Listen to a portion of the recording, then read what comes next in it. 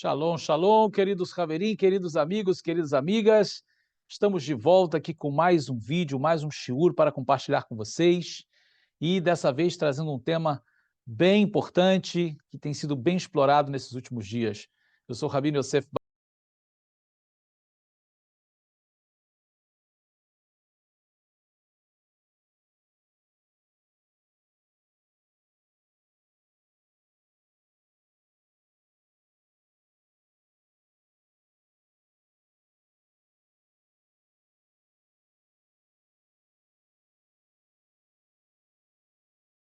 E hoje aqui trazendo esse shiur, um shiur sobre Hassatan, sobre Satanás. Então ele é um inimigo que serve aos propósitos de Deus, como muita gente tem explorado, que não, ele é um servo de Deus, né? No final ele até vai receber um galardão. Ou ele realmente é um inimigo que serve aos propósitos de Deus? É um servo direto de Deus ou ele é um inimigo que serve aos propósitos de Deus? É isso que nós vamos ver nesse vídeo.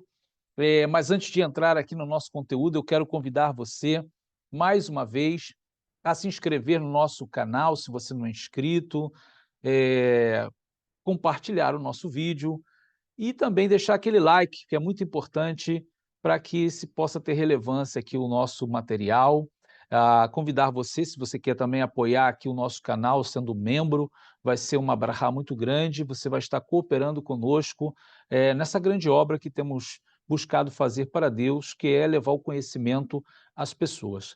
Não? Também quero informar a vocês que a nossa ZIL, a nossa Zeit Yosef Yeshiva University, a nossa escola, a nossa universidade, a nossa Yeshivá ainda está com as portas abertas, com as inscrições abertas para todos aqueles que desejam se inscrever e estar conosco estudando nesse ano. Então, não perca a oportunidade, você tem as informações aqui abaixo, liga para a nossa secretaria, se informa tudo direitinho, todas as informações você vai alcançar aqui nesse contato. Que o Eterno vos abençoe e aguardo vocês na nossa escola, que tem sido uma grande brachá para muita gente, e para nós também. Ter você conosco vai ser uma bênção para nossas vidas também. Bom, então vamos aqui ao nosso conteúdo, novamente trazendo esse tema, ou seja, um tema que nesses últimos dias muita gente às vezes utiliza, e quando eu falo muita gente, eu estou falando de um público que não crê em Yeshua, que não crê na Brit Hadashah, no Novo Testamento, pois o Novo Testamento vai trazer muitas informações sobre o reino das trevas. O que no judaísmo é chamado de Sitra Achra, que é o outro lado, literalmente traduzido assim, que fala sobre o mundo de trevas, né? O mundo da escuridão, o mundo do mal, aonde estão os Shedim, os demônios, aonde estão os príncipes das trevas. E quando a gente olha para o Novo Testamento, para a Brit Hadashah, a gente vai ver que realmente ali o Messias, quando chegou, ele era a luz, aonde ele passava, as trevas não podiam resistir, ele estava lá expulsando os demônios e libertando as pessoas. E isso também não ficou restrito ou limitado só ao Messias de Israel, mas ele deu poder aos seus discípulos, e esse poder se estende a nós até o dia de hoje, também para expulsar demônios e para repreender a Satanás. Então, quando a gente fala de Satanás, que é o príncipe das trevas, o príncipe dos demônios, muita gente vai dizer, não, isso é coisa de cristianismo, isso aí não tem no judaísmo, isso aí não é, a essência do judaísmo não é essa. Se você olha para os profetas lá no passado, não tinha nada desse negócio de expulsar demônio. Sempre existiu possessões malignas, sempre existiu manifestação do reino das trevas. E quando isso acontecia no meio do povo de Israel, os profetas eram usados por Deus para poder orar pelas pessoas e as pessoas serem livres. Vamos dar o exemplo do nosso rei Davi, ainda muito jovem, o nosso grande rei Saul sendo oprimido por um espírito maligno, e o nosso rei Davi tocava a sua harpa, e com a unção do espírito de Hashem que estava nele, esse demônio ia embora. Isso é um exemplo. Então não pode dizer que não tinha demônio no passado, sempre existiu. Agora, é claro que quando o Messias chegou, foi muito mais como mexer na casa de marimbondo. Né? Você está ali incomodando ali as trevas realmente, que estava muito tranquila com pessoas que estavam contaminadas, pessoas se envolvendo com idolatria, com a corrupção romana na terra de Israel. Então, trazer esse tema é um tema muito importante, porque você precisa saber que realmente Satanás existe e que Satanás não é um servozinho de Deus, que um anjo que faz o trabalho sujo e que no final vai receber um galardão, não. Não! Ele é aquele querube ungido mesmo que foi expulso do céu, e isso é judaico, isso não é cristão apenas, isso é judaico. O cristianismo recebeu essa herança do judaísmo. Essas informações, elas vêm do passado, dos grandes sábios do passado, até mesmo dos profetas e do pensamento do povo de Israel. Os rabinos mais modernos hoje tentando dar um novo direcionamento, com interpretações mais modernas, isso é para tirar o teu foco, para descredibilizar o Novo Testamento. Mas aqui nós vamos compartilhar algumas coisas muito importantes e vamos ver realmente que dentro de um contexto bíblico e dentro do contexto da tradição também, você vai entender que Hassatan continua sendo, sim, esse inimigo do povo de Israel. Vamos aqui juntos caminhar no material que preparamos para vocês. Não deixe de compartilhar. Novamente, nós estamos aqui trazendo para vocês um material que vai contribuir muito, né, para o teu crescimento intelectual dentro das escrituras sagradas. Hassatan Oyev ou Eved? Satanás é um inimigo que serve os propósitos de Deus ou ele é um servo direto de Deus? Isso é muito importante, esse questionamento. Quando nós vamos para as escrituras, nós vamos direto para os versos que vão falar justamente desse tema. Eu quero aqui abordar com vocês Isaías, capítulo 14, verso 12 até o 15. Eu vou estar lendo aqui o primeiro verso em hebraico e vocês já vão ver que o nome dele, qual era o nome dele antes dele ser chamado de Satanás, né, de Hassatã. Verso 12 do capítulo 14 de Isaías diz: Eir nafalta mishamaim Hillel ben Shachar, nigdata laaretz cholesh alagoim. Essa expressão em hebraico, vocês perceberam que chama o nome dele de Hillel ben Shachar. Agora vamos à tradução para o português que diz: Como caíste do céu, ó Lúcifer. Essa é a tradução para o latim e vem para o português assim, que também é traduzido como filho da alva, em hebraico, Hillel ben Shachar. Como foste cortado por terra, tu que debilitavas as nações. E segue o texto e diz, tu dizias no teu coração, eu subirei aos céus, acima das estrelas de Deus exaltarei o meu trono, e no monte da congregação me assentarei aos lados do norte. Subirei sobre as alturas das nuvens, ou as nuvens mais altas, e serei semelhante ao Altíssimo. Contudo, levado serás ao inferno, ao Sheol, ao mais profundo do abismo. Os que te virem te contemplarão, considerar-te-ão e dirão, é este o homem que fazia estremecer a terra e que fazia tremer os reinos?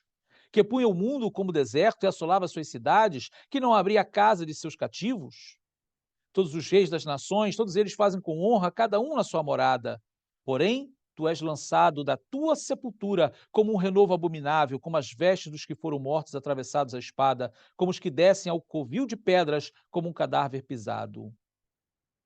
Então aqui nós vemos Isaías profetizando e mostrando que ele desejou subir aos céus.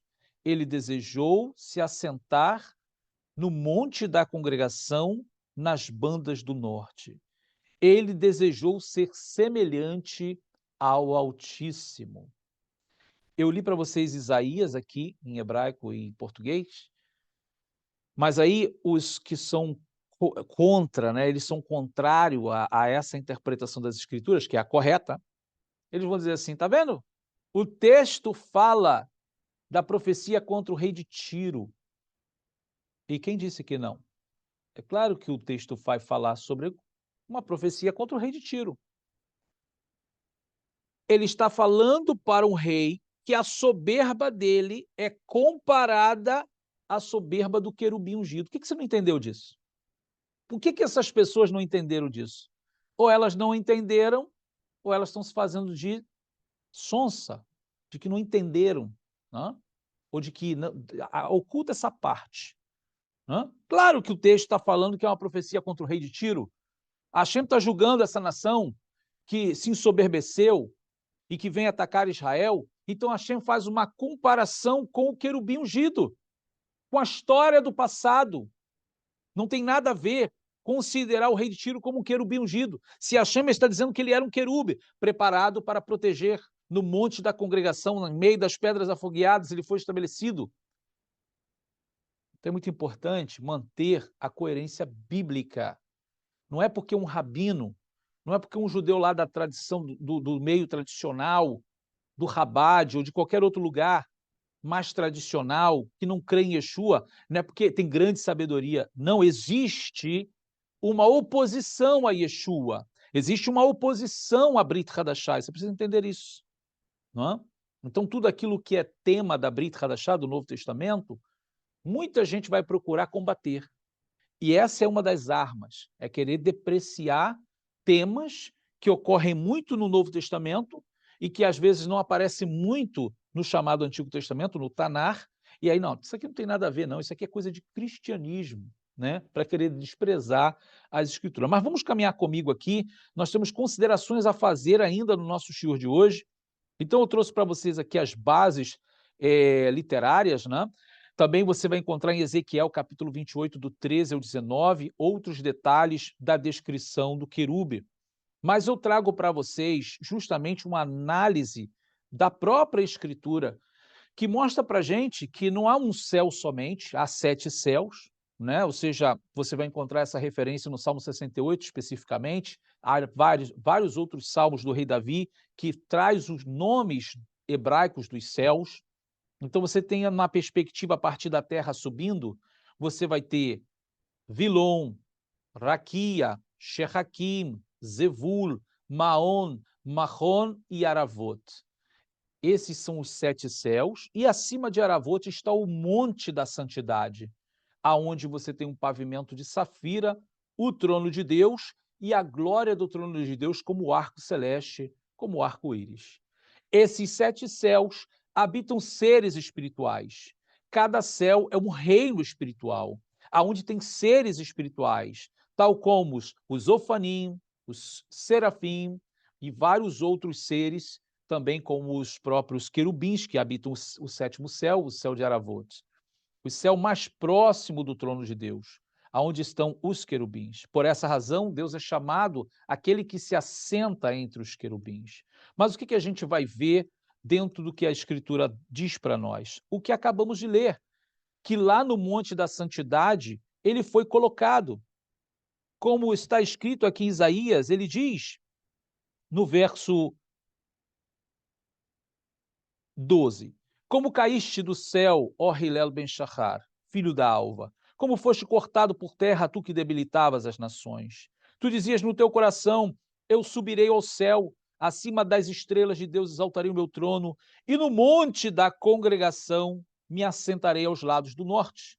Então você está vendo um monte realmente, aonde lá no céu é representado como um lugar espiritual, aqui embaixo também é representado como a cidade de Jerusalém, o monte da santidade, o monte de Deus. E ele queria colocar ali uma sede do seu governo, nesse monte, em algum lugar chamado as Bandas do Norte. E ele diz: subirei sobre as altas nuvens e serei semelhante ao Altíssimo. Quer ser semelhante ao Altíssimo?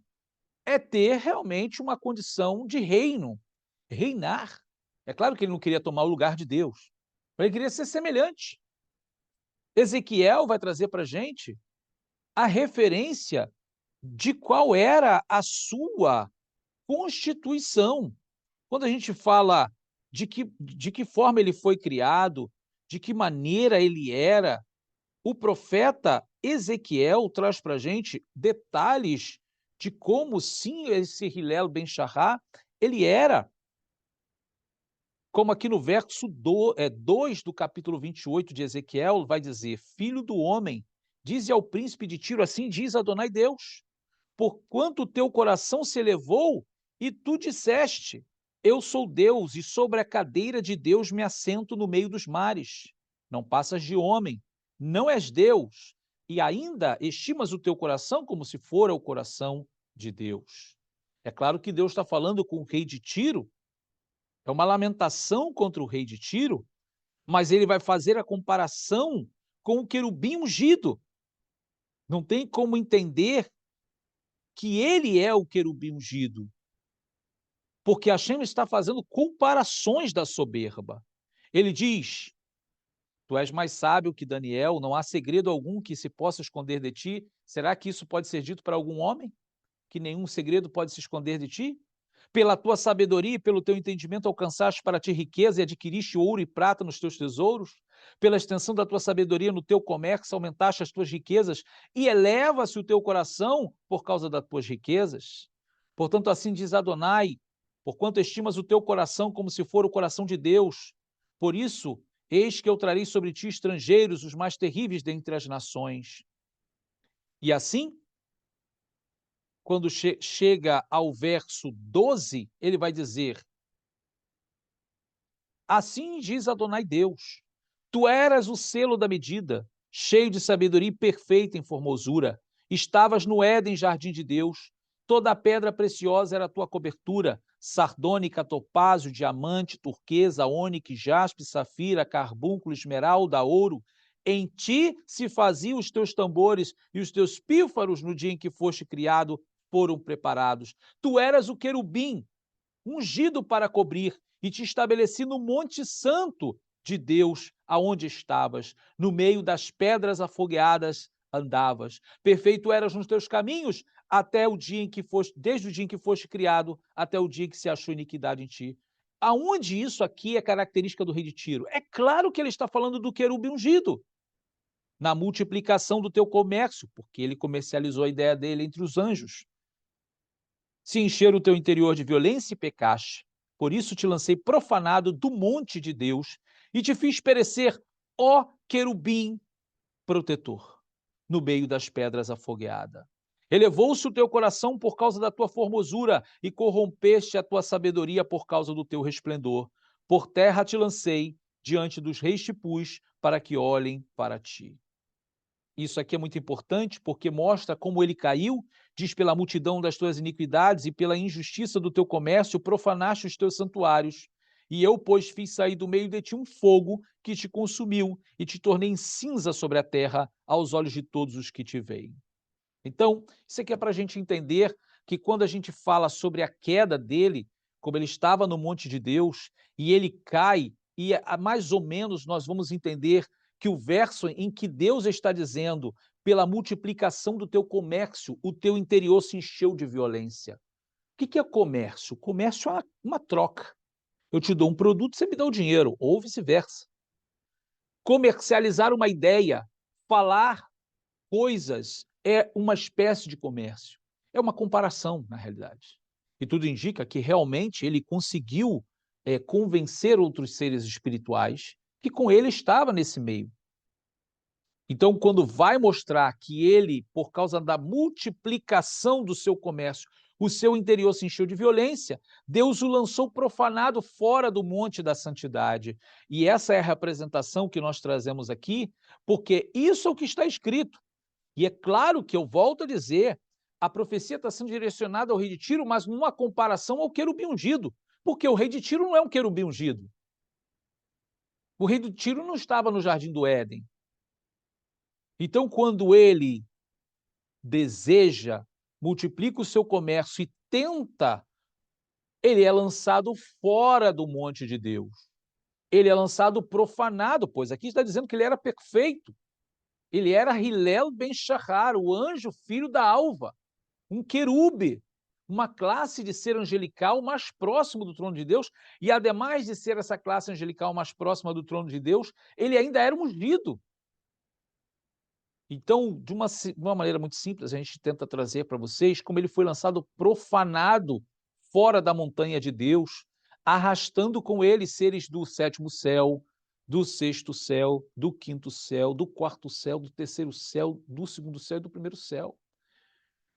E cai em direção ao planeta Terra, porque esse era o centro praticamente da criação do universo. Para você entender isso, você precisa entender que a Terra é o lugar onde Deus começou a criar todas as coisas.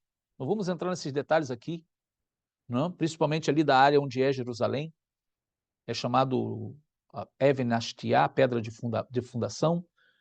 Então é claro que ele vem direcionado para cá para transformar isso num caos e acaba transformando num caos a criação.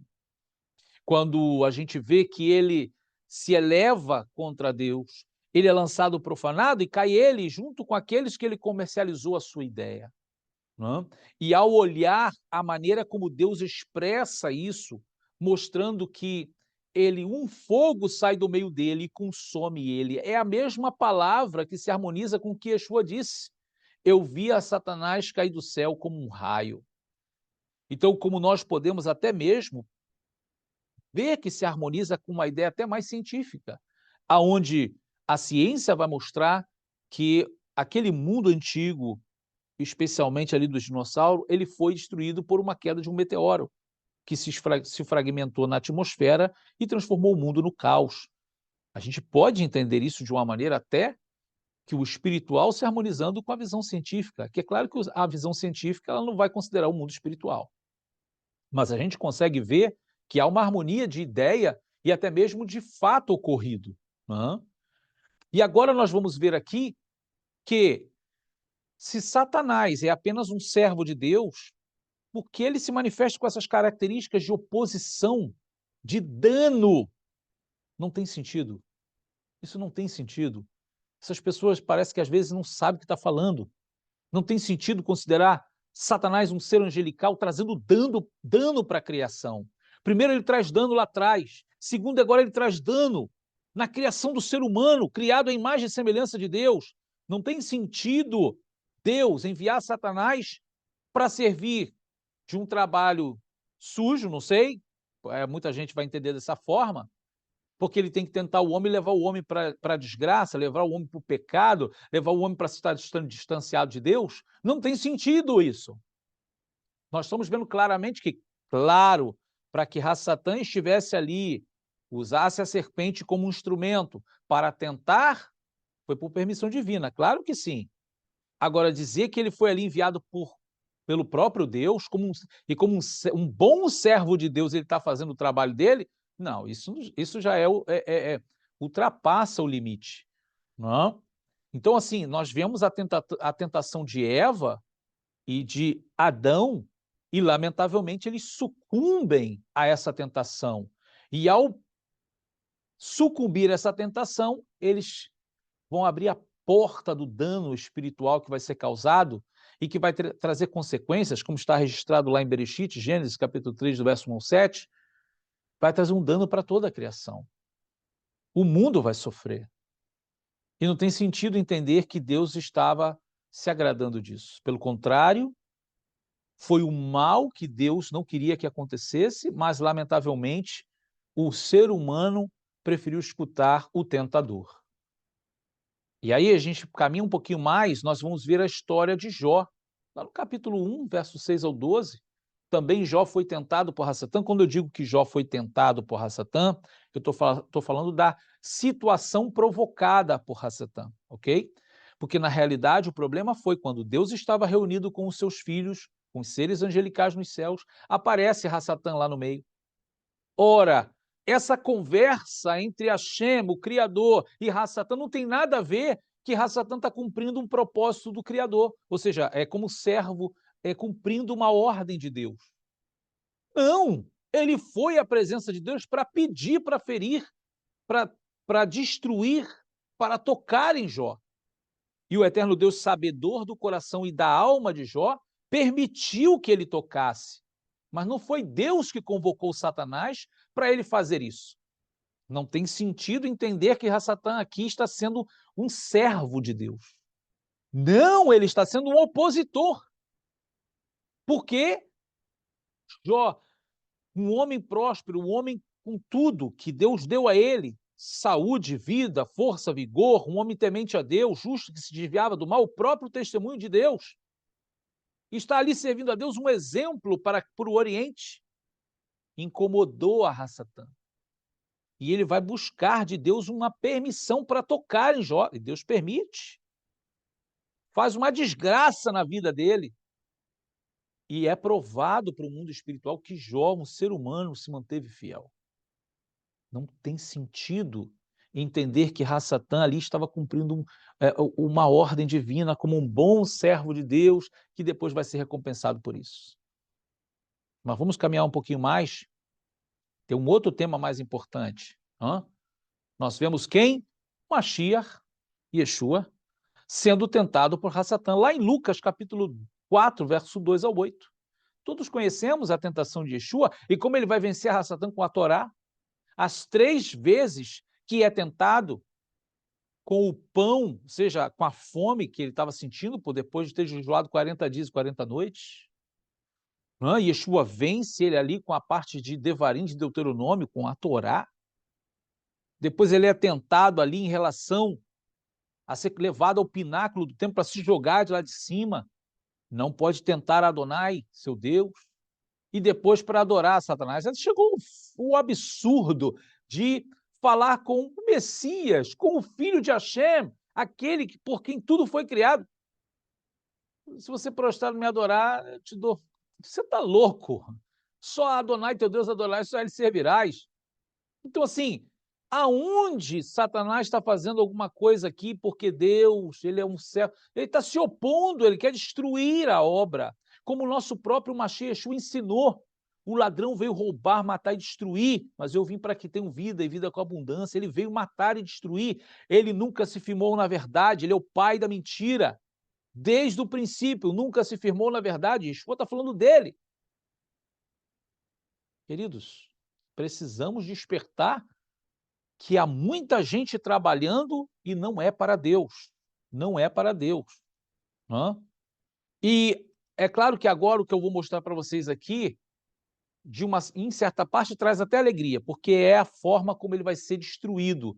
Mas até que chegue o final, vai acontecer outros eventos ainda. Sefer Hitgalut, o livro de Apocalipse, vai trazer para a gente no capítulo 12, do verso 9 ao 10, que o dragão, a antiga serpente, também chamado Diabo e Satanás, vai haver uma luta entre ele, o dragão, que é a serpente, com o príncipe dos anjos, o arcanjo Miguel. E nessa luta ele vai vencer, Miguel vai vencer, e vai jogar Satanás dali dos céus para a terra. E lá está escrito que aquele que acusava os nossos irmãos de dia e de noite foi vencido e foi jogado sobre a terra. Alegrem-se, ó céus, e ai da terra, porque o dragão agora vai descer. Mas aquele que acusava, ou seja, aquele que se opunha, que estava sempre se opondo, sempre sendo contra aos filhos de Israel, ao povo de Deus.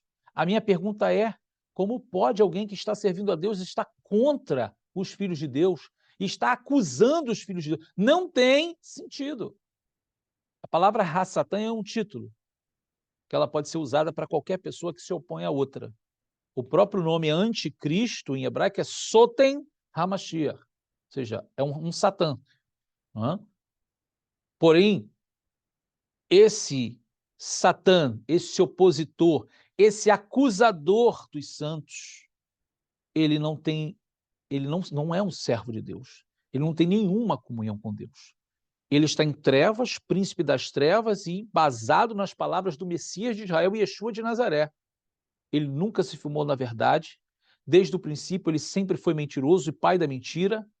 Ele é o príncipe das trevas e ele está com seus dias contados. Veio para roubar, matar e destruir, e essa é a sua intenção. Reino de trevas. E acusa Israel, acusa nós de dia e de noite diante de Deus. Vai chegar um momento que ele vai cair realmente, né? Que todo o seu propósito vai chegar ao fim. E é isso, queridos, que você precisa ter em mente. Satanás não é um servo obediente a Deus. Ele é um inimigo. Ele serve aos propósitos de Deus. Sim, ele serve aos propósitos de Deus. Porque quando Deus quer operar, ninguém pode impedir, e Deus permite ele realizar coisas que vai servir ao propósito divino. Agora, dizer que Hassatan é um servo de Deus, não. Isso aí está totalmente fora. Qualquer pessoa ensinando isso está totalmente contrário ao que as Escrituras dizem. E quando a gente olha para a tradição judaica, nós vamos ver. Há materiais e materiais que conta como os judeus do período medieval tinham amuletos, fazia coisas para afastar os demônios. Porque sempre foi uma crença judaica sobre demônios e Satanás, ou seja, o mundo das trevas. Haja vista falar sobre Sitra Achra, que é também um tema. Quando a gente olha para a enciclopédia judaica de lendas e tradições do rabino Alan Alterman, ele traz para a gente várias coisas sobre tradições e lendas judaicas do passado, inclusive sobre Satanás ser realmente esse querubim ungido que seduziu outros seres espirituais e que caíram do céu, foram jogados, derribados do céu. Isso não é um pensamento apenas cristão. O cristianismo recebeu essa informação do judaísmo. Então, queridos, nós vamos terminando aqui o nosso vídeo e eu espero que tenha acrescentado mais ao seu conhecimento, dentro do que nós trouxemos aqui dentro da Escritura e também da tradição judaica, mostrando realmente que não há espaço para essa interpretação de que Satanás é um servo de Deus e que no final vai receber ainda um galardão. Não, não existe. Como está escrito, que o lago de fogo está preparado para Satã e seus anjos, e no final ele será lançado no lago de fogo. E esse será o fim de Satã. Ele sempre vem só caindo, ele caiu de lá dos céus, do trono de Deus, caiu para a terra, para a potestade do ar, da potestade do ar ele vai cair aqui para a terra, daqui da terra ele vai sair, ele vai ser jogado no abismo durante 1000 anos, do abismo ele se levanta somente para ir para o lago de fogo e ser destruído de uma vez. Esse é o caminho de Satã.